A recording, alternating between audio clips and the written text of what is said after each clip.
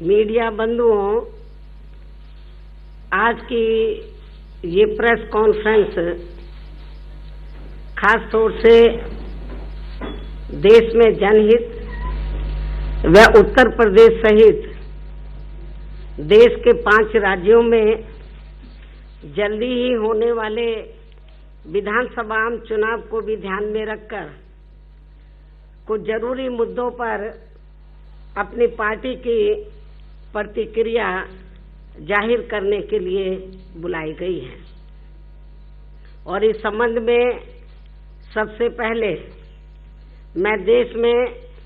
जनहित से जुड़े खास मुद्दे पर अर्थात नोटबंदी के मुद्दे पर ये कहना चाहूंगी कि इसमें कोई संदेह नहीं है कि अभी हाल ही में केंद्र की बीजेपी व प्रधानमंत्री श्री नरेंद्र मोदी की सरकार ने बहुत जल्दबाजी में व बिना पूरी तैयारी के ही पूरे देश में खासकर 500 और 1000 रुपए के नोटों पर पाबंदी लगाने का जो ये अधकच्चा व अपरिपक्व फैसला लिया है, तो इनका ये फैसला पूरे तौर से मैं इसको तथ्यों के आधार पर आप लोगों के सामने में अपनी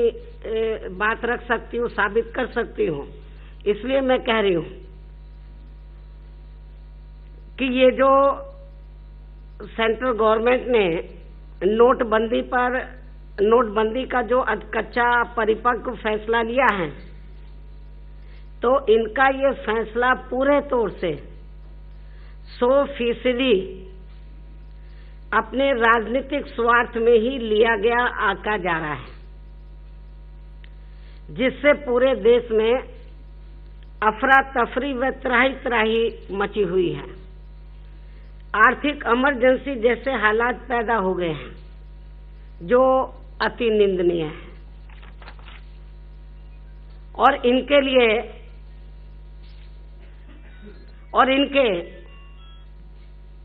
लिए गए इस नोटबंदी के फैसले को लेकर देश में ये आम चर्चा है कि बीजेपी व प्रधानमंत्री श्री नरेंद्र मोदी ने, उस समय तो पीएम नहीं थे, इलेक्शन चल रहा था सन 2014 में, तो इनके लिए गए इस नोटबंदी के फैसले को लेकर देश में यह आम चर्चा है कि बीजेपी व श्री नरेंद्र मोदी ने सन 2014 में हुए लोकसभा आम चुनाव के दौरान पूरे देश की जनता को उनके हित व कल्याण के लिए जो असंख्य चुनावी वायदे किए थे, तो उनका इन्होंने अपने लगभग 2.5 वर्षों के कार्यकाल में अभी तक 1/4 हिस्सा कार्य भी पूरा नहीं किया, जिसका इनको देश के उत्तर प्रदेश व अन्य 4 राज्यों में बहुत जल्दी होने वाले विधानसभा आम चुनाव में काफी ज्यादा नुकसान होने की भी पूरी संभावना थी। ऐसा ये लोग महसूस कर रहे थे अपनी कमियों की वजह से, जिसे ध्यान में रखकर ही अपनी इन कमियों व विफलताओं पर से जनता का ध्यान बांटने के लिए ही इन्होंने बहुत जल्दबाजी में व बिना पूरी तैयारी के ही देश में 500 व 1000 रुपए के नोटों पर पाबंदी लगाने का फैसला ले लिया, जो ये इनको काफी उल्टा ही अब पड़ता हुआ नजर आ रहा है। ये लोग सोच रहे हैं कि शायद इनको इससे फायदा हो जाएगा, राजनीतिक फायदा हो जाएगा। मुझे नहीं लगता कि इनको राजनीतिक फायदा होगा। ये मेरे ख्याल गरम ज्यादा कर दिया, इसको थोड़ा सा नॉर्मल करो। ये जो एसी वगैरह चला रखा है इसको, तो जो ये इनको काफी उल्टा ही पड़ता हुआ नजर आ रहा है। और अब इस मामले में प्रधानमंत्री श्री नरेंद्र मोदी भी संसद में अपने विरोधियों को जवाब देने से कतरा रहे हैं और बीजेपी के ये लोग अपनी इस हताशा व निराशा में अपनी विरोधी पार्टियों में से खासकर बीएसपी के बारे में ही आए दिन कुछ न कुछ जबरदस्ती की गलत व झूठी बयानबाजी करते रहते हैं, जिससे वास्तव में इनकी नींद उड़ी हुई है। और वैसे भी अब खासकर उत्तर प्रदेश में जल्दी होने वाले विधानसभा चुनाव में बीजेपी को एकमात्र खतरा अकेले बीएसपी से ही है, अर्थात इनको ऑक्सीजन पर चल रही कांग्रेस पार्टी से नहीं है। उत्तर प्रदेश में जो इस समय ऑक्सीजन पर चल रही है कांग्रेस पार्टी, उससे खतरा नहीं है बीजेपी को, और ना ही इनकी अपनी पुरानी मित्र समाजवादी पार्टी से है। जो ये सपा पार्टी प्रदेश में शुरू से ही विशेषकर कानून व्यवस्था व अपराध नियंत्रण के मामले में तथा पिछले कुछ समय से सपा परिवार में आपसी वर्चस्व की लड़ाई में भी काफी उलझी हुई होने के साथ साथ विकास व जनहित के मामलों में भी खासकर केंद्र की बीजेपी व श्री नरेंद्र मोदी की सरकार के ही नक्शे कदम पर चल रही है, जिसका ताजा उदाहरण अभी हाल ही में सपा सरकार द्वारा अधकच्चा व अधूरा बना आगरा लखनऊ एक्सप्रेस वे का किया गया उद्घाटन है। इतना ही नहीं बल्कि सपा मुखिया श्री मुलायम सिंह यादव व इनके बेटे बबुआ की भी बीजेपी से अपनी अंदरूनी मिली भगत होने की वजह से तो ये लोग खुलकर बीजेपी की गलत नीतियों व गलत कार्यशैली का विरोध नहीं कर पा रहे हैं, तो वहीं दूसरी तरफ बीएसपी देश व जनहित में, जिसमें नोटबंदी का भी खास मुद्दा शामिल है, तो इनको लेकर बीजेपी की गलत नीतियों व गलत कार्यशैली के खिलाफ काफी डटकर व खुलकर जबरदस्त आवाज उठा रही है। और अब सर्व समाज में से खासकर उत्तर प्रदेश का मुस्लिम समाज भी बहुत बड़े पैमाने पर बीएसपी से जुड़ा है, जिससे दुखी होकर ही अब सपा मुखिया के बबुआ को, जो अपने अधकच्चे व अधूरे एवं बिना पारित किए गए बजट के कार्यों का ही अधिकांश शिलान्यास व उद्घाटन आदि करके व पिछली बीएसपी सरकार के ही ज्यादातर कार्यों के नाम व स्वरूप आदि भी बदलकर तथा इनके प्रचार व प्रसार के लिए लगभग पिछले 2 वर्षों से प्रदेश की जनता का करोड़ों रुपया पानी की तरह बहा के और विशेषकर मीडिया में विज्ञापन आदि के जरिए अब इनको बबुआ ब्रॉडकास्टिंग कॉरपोरेशन 2 यानी कि बीबीसी 2 का भी ये मजबूरी में कार्यक्रम चलाना पड़ रहा है। ऐसी स्थिति में समाजवादी पार्टी के बबुआ, मैं पार्टी की बात कर रही हूँ अभी, ऐसी स्थिति में समाजवादी पार्टी के बबुआ एवं सपा सरकार के बीबीसी 2 के चलते वे रहते हुए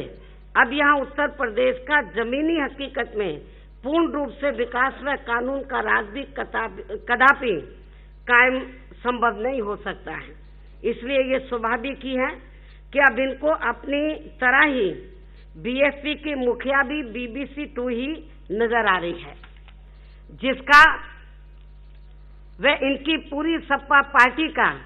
2 जून सन 1995 की घटना के बाद से अब तक कभी भी सपा से दूर दूर तक का कोई भी रिश्ता नहीं रहा है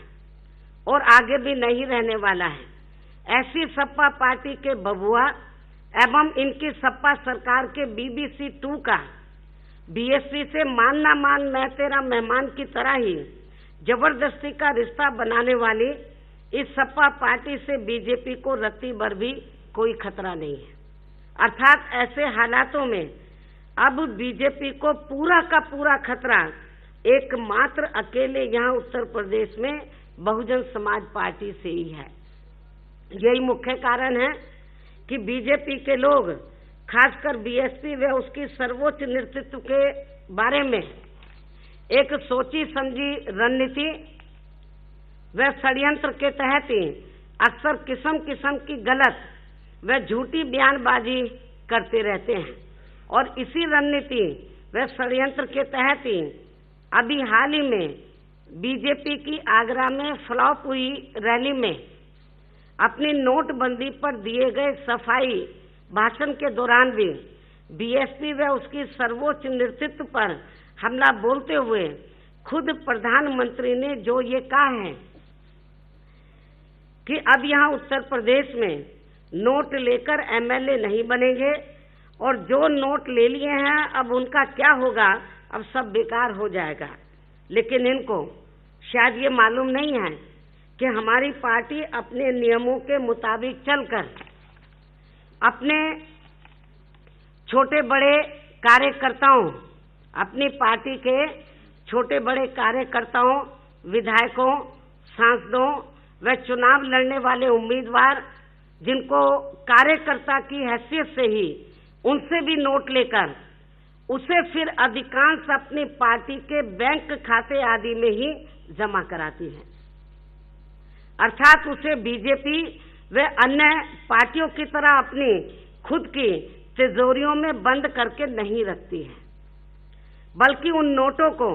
पार्टी के संगठन को तैयार करने में व जनाधार को बढ़ाने में तथा चुनाव लड़ाने आदि पर ही खर्च करती है। इसलिए बीजेपी व खासकर प्रधानमंत्री श्री नरेंद्र मोदी को अपनी विरोधी पार्टियों में से खासकर बीएसपी के मामले में अपनी हथेली पीट कर व अंगूठा भी दिखाकर इनको ज्यादा खुश होने की जरूरत नहीं है। लेकिन इससे ये बात भी जरूर स्पष्ट हो जाती है कि हमारी पार्टी केंद्र सरकार के बिना पूरी तैयारी के लिए गए इनके नोटबंदी के फैसले का विरोध अपनी पार्टी के हित में नहीं, बल्कि पूर्ण रूप से देश के खासकर गरीब व मेहनतकश एवं मध्यम वर्गीय आम लोगों के हितों को ही आगे रखकर कर रही है, जो इस समय पूरे देश में लगभग 90% लोग इससे उत्पन्न हुई अनेकों गंभीर समस्याओं व परेशानियों से बहुत बुरी तरह से जूझ रहे हैं, जिसकी वजह से ही अब तक लगभग 100 से भी ज्यादा लोग मर चुके हैं, जिनके पीड़ित परिवार तक को केंद्र सरकार ने अभी तक कुछ भी आर्थिक मदद नहीं की है। इन्हीं सब बातों को ध्यान में रखकर ही हमारी पार्टी देश की इस दुखी व पीड़ित आम जनता के हितों के लिए ही संसद के अंदर व बाहर भी अपनी पूरी दमदारी व ईमानदारी के साथ आवाज उठा रही है। अर्थात हमारी पार्टी देश की आम जन पीड़ा को अपनी पीड़ा समझकर ही केंद्र सरकार के बिना पूरी तैयारी के लिए गए इस फैसले का पूरी दमदारी व ईमानदारी से विरोध कर रही है। और वैसे भी सरकार के जिस फैसले से और वैसे भी केंद्र सरकार के जिस फैसले से देश की लगभग 90% आम जनता पर मुसीबतों का पहाड़ टूट पड़े, तो फिर वह फैसला देश व जनहित का भला कैसे हो सकता है। और इतना ही नहीं, बल्कि अपने इस गलत फैसले को ठीक साबित करने के लिए खासकर प्रधानमंत्री श्री नरेंद्र मोदी का बार बार इमोशनल होना व आंसू बहाना, तो ये सब जनता के हितों को ब्लैकमेल करना नहीं है तो और क्या है। इसके साथ ही प्रधानमंत्री का ये कहना कि मैंने अपना घर परिवार सब कुछ देश के लिए छोड़ा है, तो ये अच्छी बात है, लेकिन इसका मतलब ये नहीं कि वे जनहित से खिलवाड़ करते हुए पूरे देश की जनता को दुख व पीड़ा पहुंचाने वाले आज कच्चे एवं अपरिपक्व फैसले लें। और फिर उन्हें लागू करवाने के लिए अपना तानाशाही व अड़ियल रवैया अपनाए, जो ये अपने देश के लोकतंत्र पर एक जबरदस्त कुठाराघात भी है, और इसकी जितनी भी निंदा की जाए वह कमी होगी। इसके साथ ही एक ऐसी विडंबना है कि अपने देश की लगभग 90% आम जनता अपने खुद के पैसे के लिए ही अब इस मोदी के राज में देर रात्रि से ही खुले आसमान के नीचे लाइन लगाकर खड़ी रहती है, और साथ ही पुलिस के लाठी डंडे भी खा रही है, और उत्तर प्रदेश में तो ज्यादा खा रही है। और अब इन्हीं सब कारणों से ही देश की आम जनता इनको केंद्र की सत्ता में बैठाकर बहुत ज्यादा पश्चाताप कर रही है, वे अपने आप को कोस रही है। लेकिन ऐसे हालातों में भी बीजेपी व प्रधानमंत्री श्री नरेंद्र मोदी अपने नोटबंदी के फैसले में कुछ भी परिवर्तन करने के लिए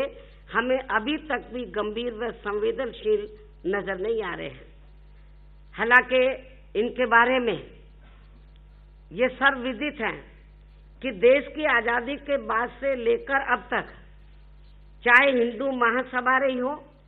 या भारतीय जनसंघ या वर्तमान की भारतीय जनता पार्टी, इनको अपने देश के करोड़ों गरीबों, मजदूरों, किसानों एवं विभिन्न क्षेत्रों में लगे मध्यम वर्गीय लोगों के साथ साथ खासकर दलितों, आदिवासियों, पिछड़ों, मुस्लिम व अन्य धार्मिक अल्पसंख्यकों के अर्थात सर्व समाज के अधिकतर लोगों के हित व कल्याण में तथा इनके मामले में सामाजिक एवं आर्थिक परिवर्तन से कभी भी दूर दूर तक कोई वास्ता नहीं रहा है। ये आजादी के बाद से लेकर इनका अब तक का ये इतिहास रहा है, इनकी कार्यशैली का रिकॉर्ड रहा है, और इन सब का चाल, चरित्र व चेहरा तथा नीति व नियत आम जनता की निगाह में हमेशा से इन लोगों के विरुद्ध रही है, जिस कारण ही इनको देश के लोगों ने अपने हितों के प्रति सार्थक न मानते हुए इन्हें अधिकांश देश की सत्ता से दूर रखा है इन लोगों को। और अब लगभग 2.5 वर्ष पहले सन 2014 के हुए लोकसभा आम चुनाव में भी देश की अधिकतर जनता ने इन्हें अपना वोट नहीं दिया है। पूरे देश में यदि वोट प्रतिशत आप उठाकर देखेंगे तो इनको पूरे देश में जो सन 2014 में लोकसभा का आम चुनाव हुआ तो उनको पूरे देश में लगभग 30-31% वोट ही पड़ा है। आप रिकॉर्ड उठाकर देख लो, मैं कोई हवाई बातें नहीं कर रही हूँ, श्री नरेंद्र मोदी की तरह। और अब